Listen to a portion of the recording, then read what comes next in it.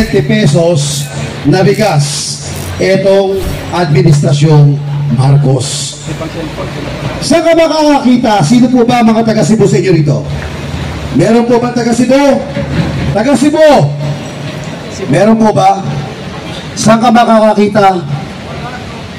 Nasalanta ka na, namatayan ka na, nasiraan ka na ng bahay, nawalan ka na ng hanapbuhay. Pero ang pinuntaho ni Bongbong Marcos sa Cebu para magbenta ng 20 pesos na bigas. Anong utak meron ang isang punong ehekutibo? Imbis na ipamigay mo sa mga mamamayang nasalanta, bebentahan mo. Samantala, nung nakaraan, dahil kay Speaker may AX, dahil kay Speaker may tupad, dahil kay Speaker may AKAP, dahil kay Speaker may AEPS, dahil kay Speaker may baha, dahil kay Speaker may control project na kulap. Mr. Speaker, Cebu, Davao, Baguio, Zambales, ang Lindol, nasaan ang speaker na namimigay, namumudmod ng pera?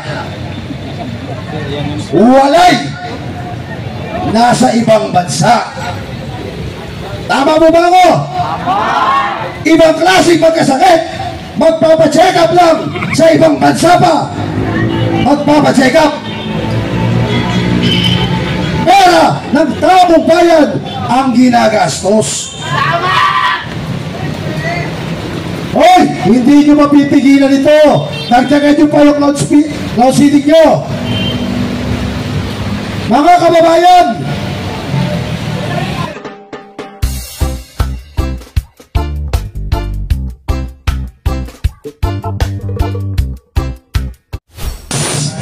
natupad na ang pangarap ng ating mga kababayan. Sa Cebu, nagbenta na po sila ng 20 pesos na bigas. Dahil nagkalindol. Kung hindi pala magkalindol, hindi magbebenta ng 20 pesos na bigas itong Administrasyong Marcos. Saan ka makakakita? Sino po ba mga taga Cebu sa inyo rito? Meron po ba taga Cebu? Taga Cebu? Meron po ba? Saan ka makakakita? Nasalanta ka na, namatayan ka na, nasiraan ka na ng bahay, nawalan ka na ng hanapbuhay. Pero ang pinuntaho ni Bongbong Marcos sa Cebu para magbenta ng 20 pesos na bigas. Anong utak meron ang isang punong ehekutibo? Imbis na ipamigay mo sa mga mamamayang nasalanta, bebentahan mo. Samantala, nung nakaraan, dahil kay Speaker may AX, dahil kay Speaker may tupad, dahil kay Speaker may AKAP, dahil kay Speaker may AEPS, dahil kay Speaker may baha, dahil kay Speaker may control project na kulap. Mr. Speaker, Cebu, Davao, Baguio, Zambales, ang Lindol, nasaan ang speaker na namimigay, namumudmod ng pera? Walay! Nasa ibang bansa. Tama mo ba ako? Ibang klaseng magkasakit, magpapacheck up lang sa ibang bansa pa. Magpapacheck up. Pera ng taong bayan ang ginagastos. Hoy! Hindi nyo mapipigilan ito. Nagtagan nyo pa yung loudspeaking nyo. Mga kababayan, marami ang nagsasabi, kukunti daw tayo. Hindi totoo yun. Alam nyo kung bakit kayo nandito? Dahil nararanasan nyo ang hirap ng gobyernong Marcos na ito. Bawat isa sa inyo, ako, ikaw, kayo, mga kaibigan nating mga kapulisan, nagbabayad kayo ng tax. Yung tax na yan, ang ginagamit ho na pera ng gobyerno. Na ngayon, mga kababayan, natuklasan. Matagal na ho namin natuklasan. 2024 pa. Pero hindi inaksyonan. Kasi ang katwiran ho ni Mr. Bongbong Marcos ay binangga ng barko ang flood control. Sinabi ni Bongbong Marcos na overwhelmed lang. Sabi ng kongresista, kasalanan ng Dolomite yan. Pero nakita ko mga kabayan, anong dahilan kung bakit may flood bakit baha ang NCR, bakit baha ang bawat probinsya, may mga ghost project. Yung pala ang dahilan. Bakit mo pinabayaan ng ganito katagal at ngayon magtatayo ka ng ICI?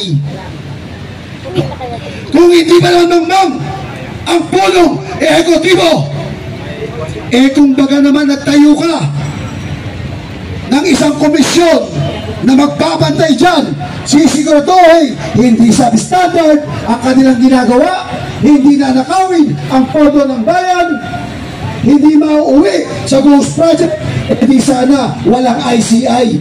Kaya lang, binuwag ang PACC na itinaguyod ni dating Pangulong Rodrigo Roa Duterte na kung saan nagbabantay sa korupsyon. Nung nawala ang nagbabantay sa korupsyon, nalibre sila sa korupsyon.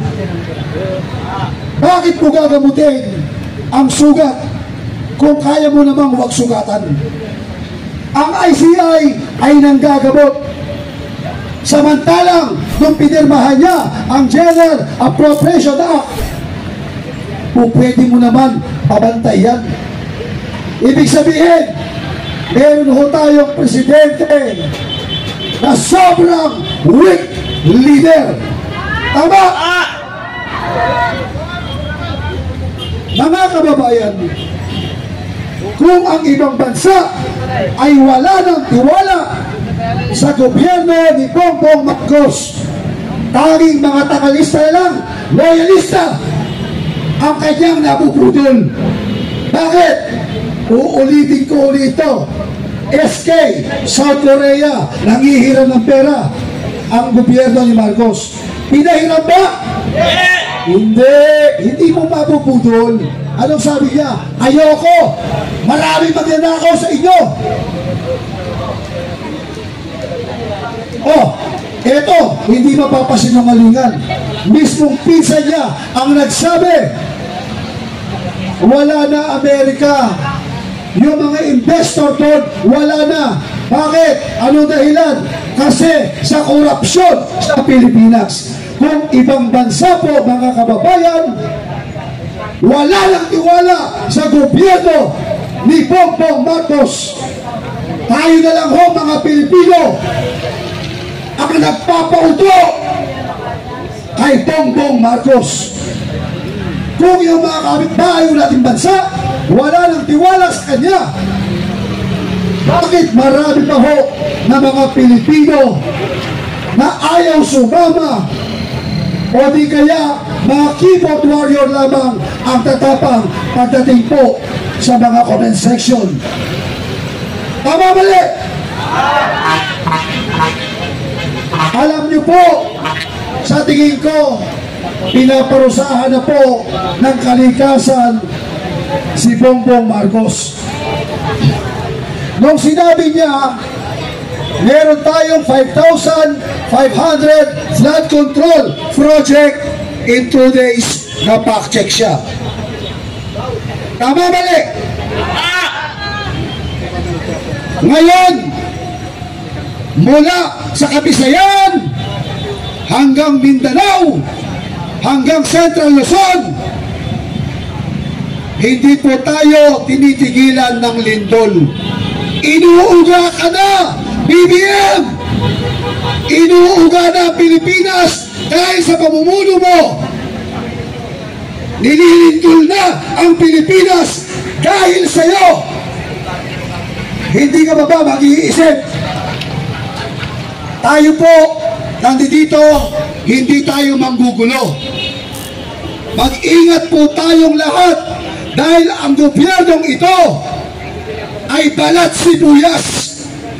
Konting bahagyang makapagsalita ka, nakamonitor ang NBI, nakamonitor ang PNP, bagamat kakampiunan sila, magugulat ka na lang, may imbitasyon ka na, inciting and sedition. Kay Pangulong Rodrigo Roa Duterte, may nakulong po bang vlogger? Meron! Mas malupit pa nga nung panahon niya ang mga kritiko. Yung mga nagrarally, pinapapasok niya, kinauusap niya. Ngayon, mga nagrarally, hinaharangan na ho. Ha? Hinaharangan. Imbis na kausapin ang leader, makipagpulong, anong ginagawa ho nila? Disperse. Di ba? Etong grupong ito, sa mga kapalisan, maraming salamat po ha, sa mga nagbabantay. Ang grupong ito, hindi po ito manggugulo. Anawagan po ito, pangungonsensya, kung may konsensya, si Bongbong Marcos. Pasalamatan natin yan. Dahil yung mga pulisan nandito, hindi po natin kalaban yan. Ang bantayan nila, yung manggugulo po sa atin dito, kamukha po sa ginawa po nila nung tayo ay nasa liwasan, pumunta sa Mindiola, hindi po natin kasama yan. Kaya mga kabayan, ang solusyon ng bansang Pilipinas para ho bumalik ang respeto at dignidad ng bawat Pilipino, Bongbong Marcos, mag-graceful exit ka na. Bumaba ka na. Bumaba ka na.